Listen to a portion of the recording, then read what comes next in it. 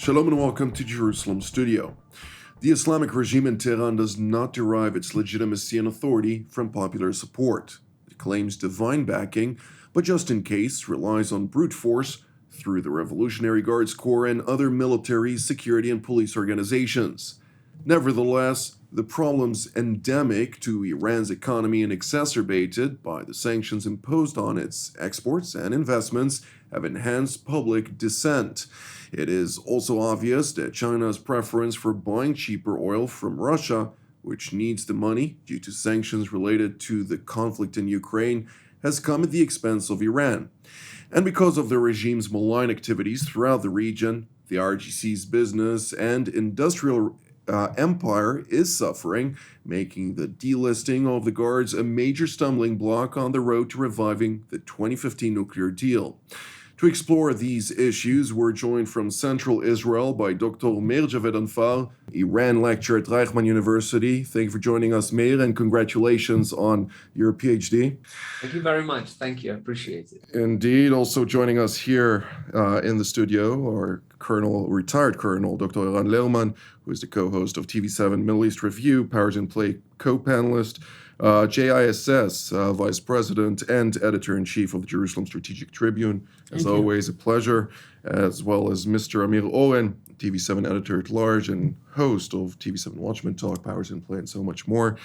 Amir, give us a broader understanding on the current situation in Iran. The regime is under significant strain, not only from the outside, obviously, with international sanctions biting at the regime's economy and capability to maneuver, but also at the public disdain, which is becoming quite significant with all of the images that emerge from within the Islamic Republic.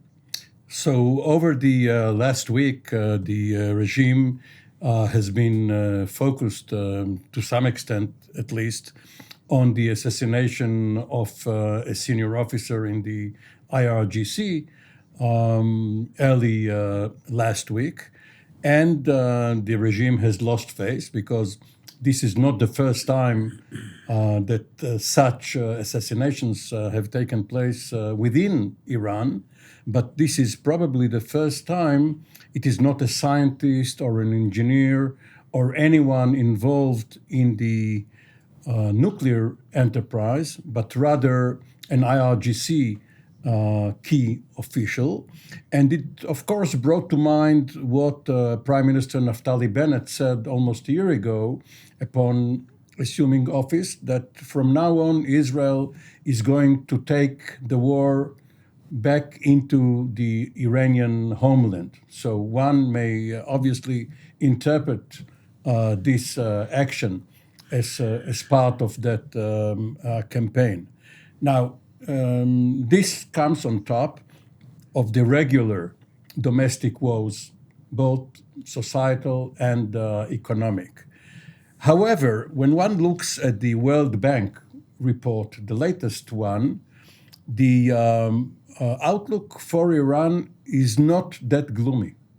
They are, of course, suffering, especially now that because of the Ukraine war, Russia was forced to sell its energy products for a lesser price, and therefore China has decided to buy from Russia rather than Iran for the time being.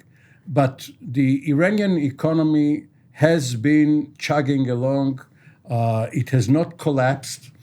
Nevertheless, it is looking forward to the benefits of a renewed nuclear deal, especially because the IRGC, they have a lot of businesses, investments, factories, and they stand to gain from the renewal of the deal more than the population at large. It is important to note, however, that the the Russia-China pipeline is not yet erected in full. Therefore, the consequences of the 30-year agreement between Russia and China on the sale of natural gas and other minerals, of course, will become much more straining on Iran's economy once that pipeline is erected.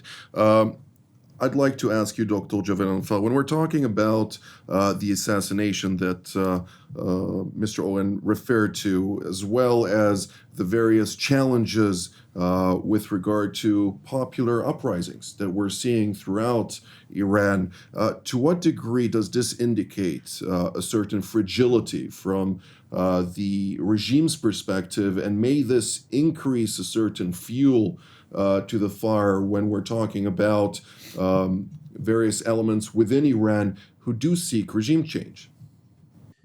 Well, what we see in Iran today is basically the failure to manage the country. The most serious threat facing Iran today is not Israel, it's not the United States.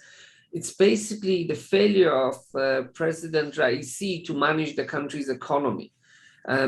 He's not offering any long-term solutions. Inflation is running at, for example, last week, an Iranian deli owner, he basically filmed the price of milk in his shop, him having to double within a single day. And there is no line on the horizon in terms of when this is going to get better. The Iranian press are not offering new hope regarding where the nuclear talks are going to go. Mr. Raisi has said that he's going to carry out some important yet painful economic reform. For example, for reducing the subsidies that Iranians receive. Some of them are already being reduced in terms of who is receiving them. Although these are necessary, in reality, they are necessary because Iran's economy is very subsidy reliant. But the problem is that, number one, it's not being managed properly, as with many other issues. And number two, and this is the key issue, the people of Iran don't have any faith in terms of, okay, the subsidies are being cut in the name of saving the economy, in terms of saving the money, but who is this money that is being saved going to go to? And this is one of the major issues that the Raisi administration, unlike the Rouhani administration, is not staffed with people who have PhDs from the United States. Most of the people around him, if there's one university that most went to, is the Imam Sadegh University in Tehran, which is where the regime sent its loyalists and Basiji and IRGC officials to get their PhDs and to get the masters, and it's not thought very highly of in terms of economy and in terms of domestic issues. So if I can put it in one sentence, the government and the regime both are not offering any solution, or more importantly, any hope that there's going to be new change on the horizon. And I think this is fueling the anger among the Iranian public, and this is why we see outbursts of small demonstrations around the country.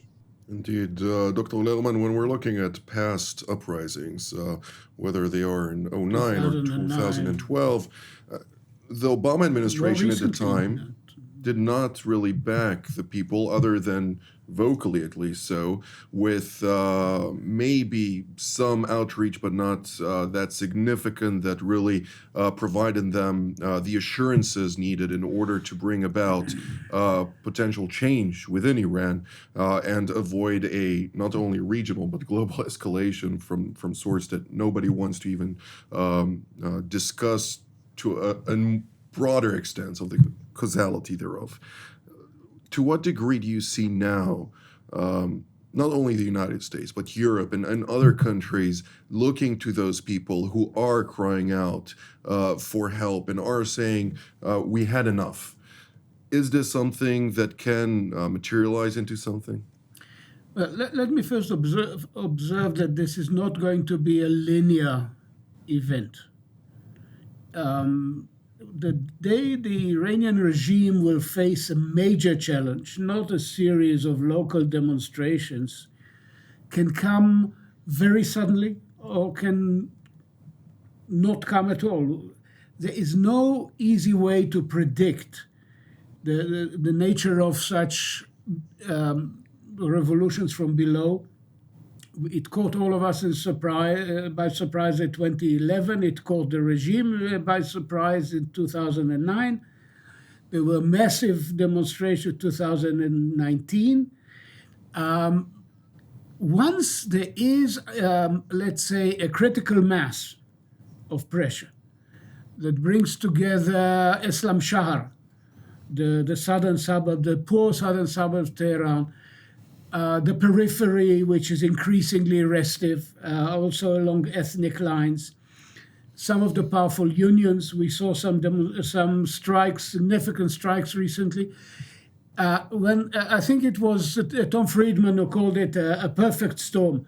When all of these come together, then the key players in the West, Biden above all, Macron as the leader of European policy, the British, who always had a finger in the Iranian pie, may need to face some very interesting decisions.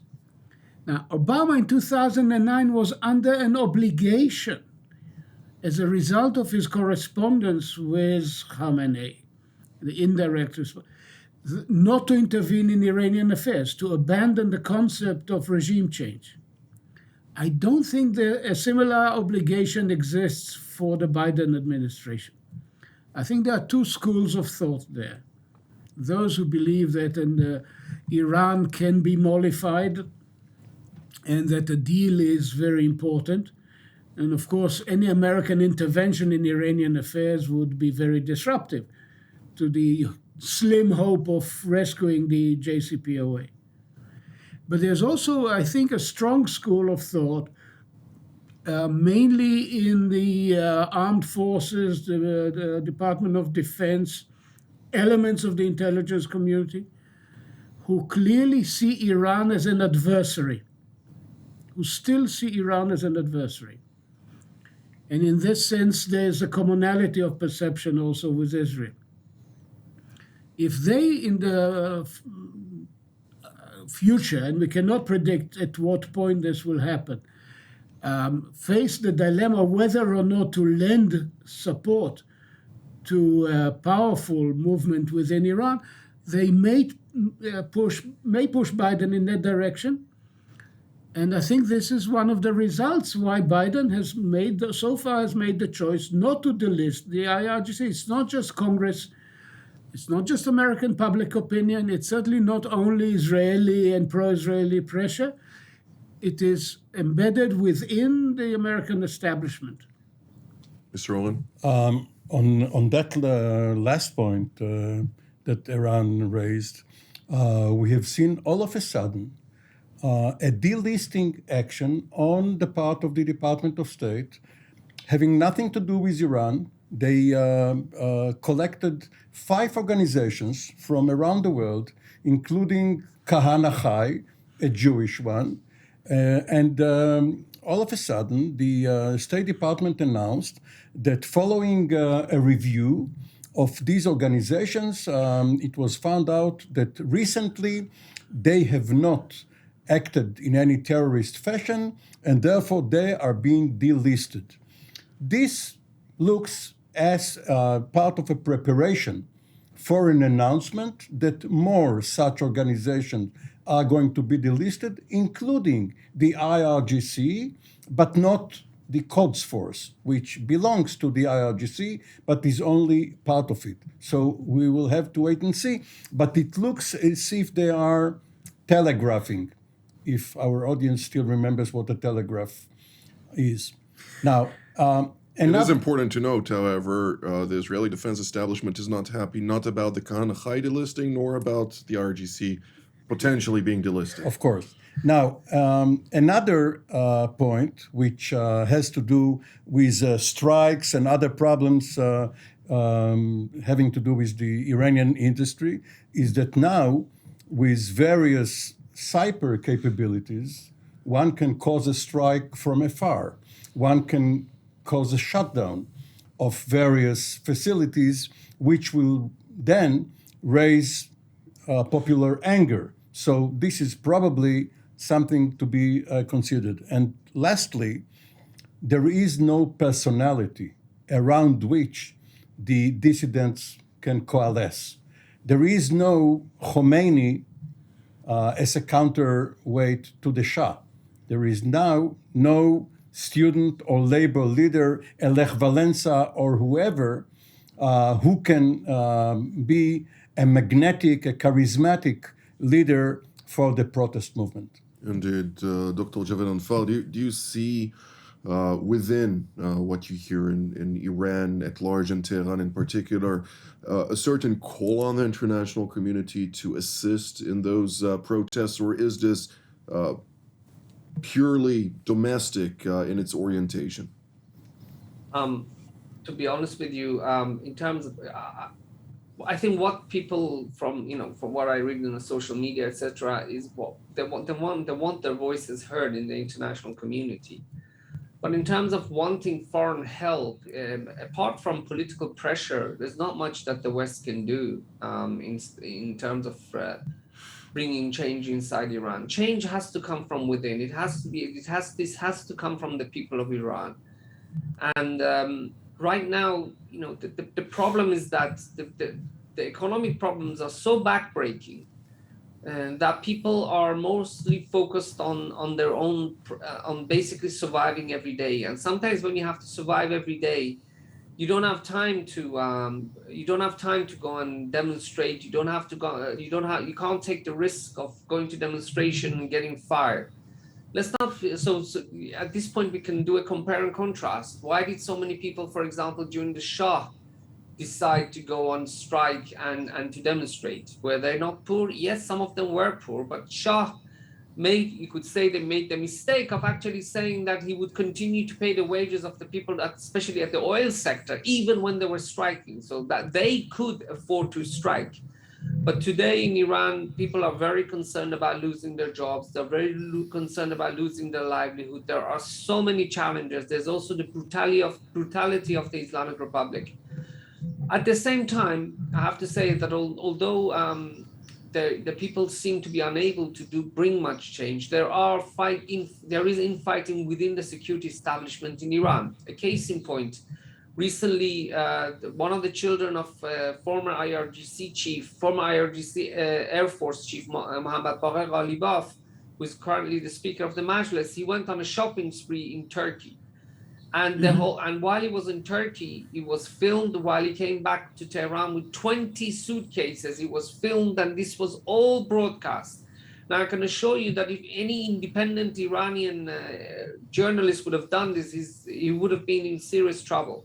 But of course, this wasn't done by an independent Iranian journalist. It was done from within the security establishment. I think it's done within the IRGC or the Ministry of Intelligence, because the infighting is increasing and it's becoming more brutal. Why? Because the resources are shrinking. There's less money to go around. And when there's less money to go around, there's more infighting over what remains. And I think this is an interesting area to watch, that the infighting is reaching unprecedented terms. And they're even filming family members going abroad of other regime officials. And I think that tells us that there is more instability underneath the surface that is slowly sometimes coming to view. Jonathan, may I ask Dr. Javed Anfar a question? Please.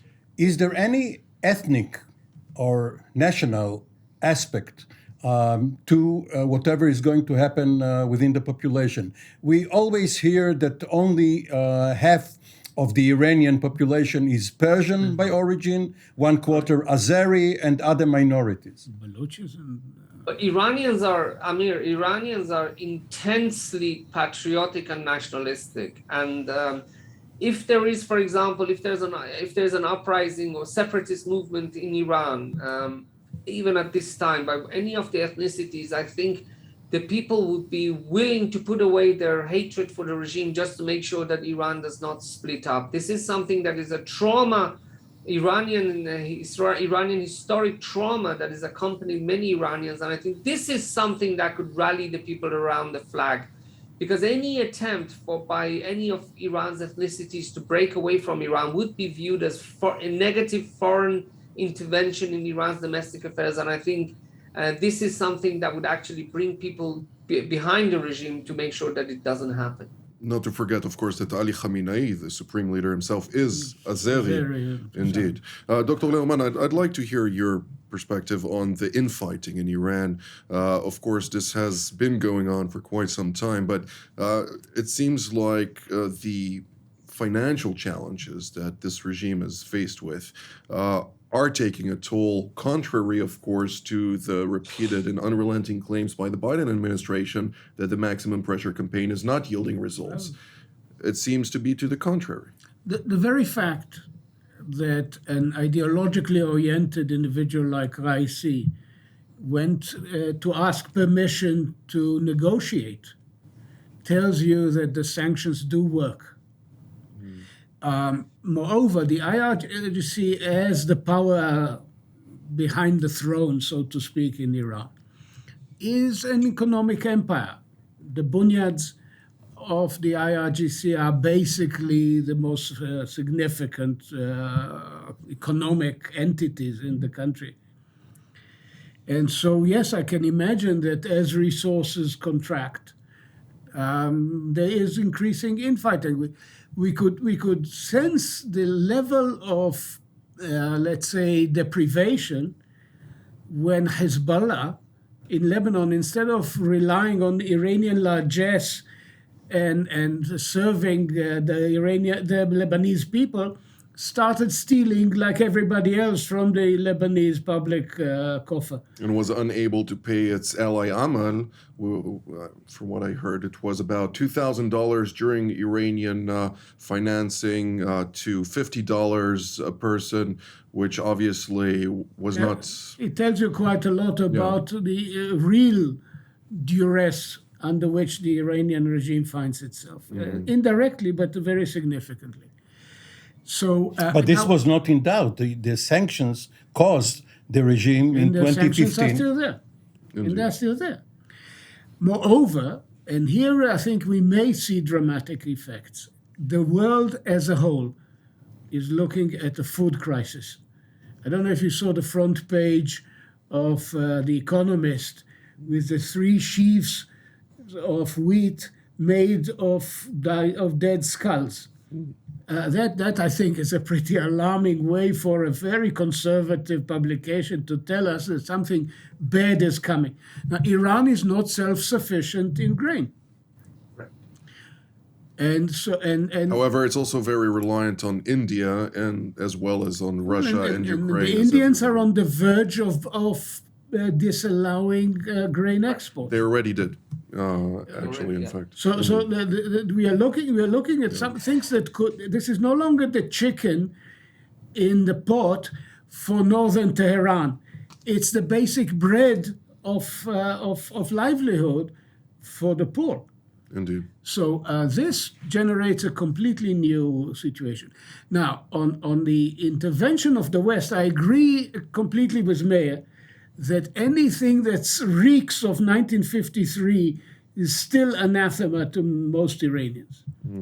However, the role of the West and its agencies could be, for example, to make the networks available to all Iranians, to prevent the regime from blocking communication via Twitter, via Facebook, via Instagram, whatever. We remember the immense role these networks played in Egypt in 2011.